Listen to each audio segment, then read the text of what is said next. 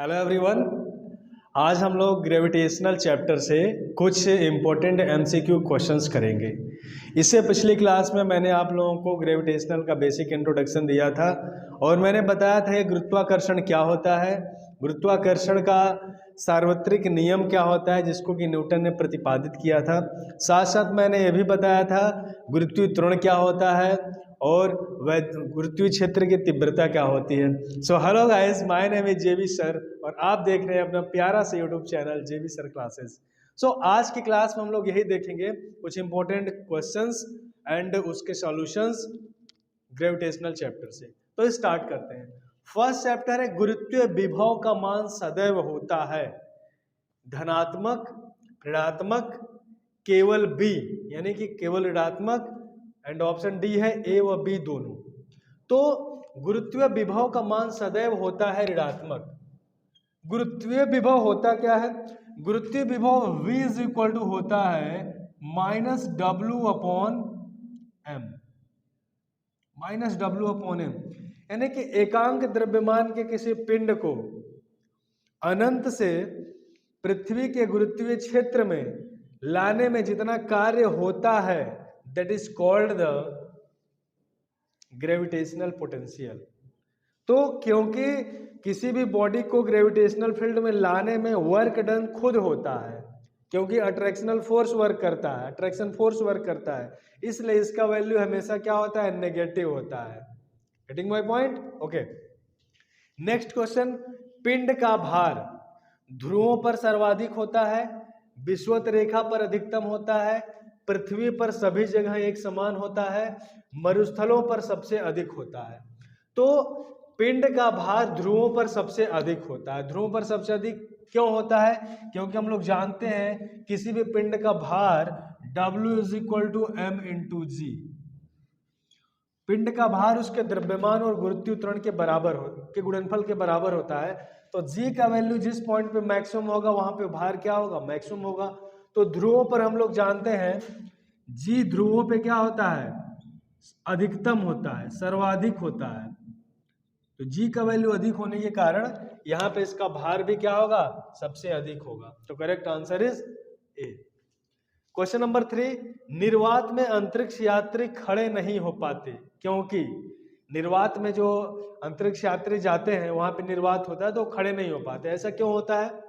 गुरुत्व नहीं होता है, वायुमंडलीय दाब अधिक होता है, ऑक्सीजन की कमी होती है, यात्री के भार में वृद्धि हो जाती है। ओके, तो निर्वात में अंतरिक्ष यात्री खड़े नहीं हो पाते क्योंकि गुरुत्व नहीं होता है, वहां पे ग्रेविटेशनल फील्ड नहीं होता है, गुरुत्वीय त्वरण नहीं होता है, जिसके कारण कि अंतरिक्ष यात्री खड़ा नहीं हो पाते।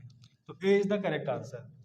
पृथ्वी का पलायन वेग है 11.2 किलोमीटर पर सेकेंड, 18.0 किलोमीटर पर सेकेंड, 21.8 किलोमीटर पर सेकेंड एंड 11.3 किलोमीटर पर सेकेंड। ठीक है, तो पृथ्वी का पलायन वेग का मतलब क्या होता है कि वह न्यूनतम वेग जिससे किसी भी बॉडी को अगर फेंका जाए तो वह पृथ्वी की कक्षा को छोड़ करके बाहर चली जाती है। तो पृथ्वी के लिए पलायन वेग का मान कितना होता है? इसके लिए पृथ्वी का पलायन वेग होता है 11.2 किलोमीटर पर सेकेंड। यानी कि किसी भी ऑब्जेक्ट को पृथ्वी से 11.2 किलोमीटर पर सेकेंड की स्पीड से फेंक देंगे तो पृथ्वी के ऑर्बिट को छोड़ करके बाहर चली जाएगी। ओके, भूतुल्यकालीन उपग्रह के परिक्रमण की अवधि होती है जियो स्टेशनरी सैटेलाइट। भूतुल्यकालीन उपग्रह होता है तो उसके परिक्रमण की, चक्कर लगाने की अवधि कितनी होती है? तो इसकी अवधि होती है 24 घंटे। 24 घंटे में एक बार अर्थ का रोटेशन कर लेती है, इसको बोलते हैं जियो stationery satellite. Okay, next question, गुरुत्वाकर्षण के नियम के प्रतिपादक है। गुरुत्वाकर्षण का नियम कौन प्रतिपादित किया था? Einstein, Newton, Röntgen, Galileo. तो सबको पता है, बहुत ही सिंपल सा क्वेश्चन है। गुरुत्वाकर्षण नियम का प्रतिपादन किया था न्यूटन ने। ओके, नेक्स्ट क्वेश्चन, भारहीनता होती है वेटलेसनेस। भारहीनता, वेटलेसनेस क्या होती है?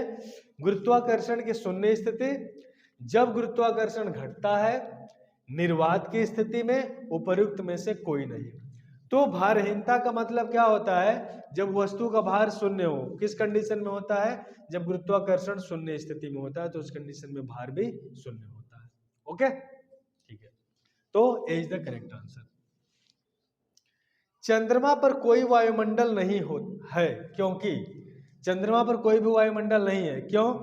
यह पृथ्वी के निकट है, यह पृथ्वी की परिक्रमा करता है, यह सूर्य से प्रकाश प्राप्त करता है, इस पर गैस के अणुओं का पलायन वेग वर्ग माध्य मूल मान से कम होता है। तो चंद्रमा पर जो गैस के अणुओं का पलायन वेग होता है, उनके वर्ग माध्य मूल मान से, रूट मीन स्क्वायर वेलोसिटी से कम होता है। ठीक है, यानी कि कम वेग पर ही वो वहां से पलायन कर जाते हैं सारे वहां के एटम, सारे वहां के अणु। इसलिए वहां पे क्या होता है? कोई भी वायुमंडल नहीं होता है। तो D is the correct answer. Okay, चलो नेक्स्ट क्वेश्चन। लोलक घड़ियां गर्मियों में क्यों मंद हो जाती हैं? यानी कि जो सिंपल पेंडुलम वॉच होती है, लोलक घड़ियां होती हैं, वो गर्मियों के मौसम में स्लो हो जाती है, मंद हो जाती है। ऐसा क्यों होता है? लोलक का भार अधिक हो जाता है, ग्रीष्म काल के दिन बड़े होने के कारण, ग्रीष्म काल में लोलक की लंबाई बढ़ जाती है जिससे समय बढ़ जाता है, ग्रीष्म काल में दिन छोटे होने के कारण। तो करेक्ट आंसर इज सी, ग्रीष्म काल में लोलक की लंबाई बढ़ जाती है जिससे समय बढ़ जाता है। अब देखो ऐसे क्या होता है, हम लोग जानते हैं कि time period T is equal to होता है 2π√L/g। ठीक है, तो गर्मियों के दिनों में क्या होता है कि लोलक की लंबाई बढ़ जाती है। जब लोलक की लंबाई बढ़ जाती है तो लंबाई बढ़ने के कारण क्या होता है? इसका टाइम पीरियड बढ़ जाता है, और टाइम पीरियड बढ़ जाने के कारण क्या होता है? स्लो हो जाती है। ओके, तो इस तरीके से गुरुत्वाकर्षण से कुछ इंपॉर्टेंट क्वेश्चन थे। आई होप सारे क्वेश्चन आप लोगों को क्लियर हुए होंगे। फिर भी अगर कोई डाउट होता है तो आप कमेंट सेक्शन में कमेंट करके पूछ सकते हैं। फिर मिलेंगे एक नए वीडियो में एक नए टॉपिक के साथ। तब तक के लिए थैंक यू।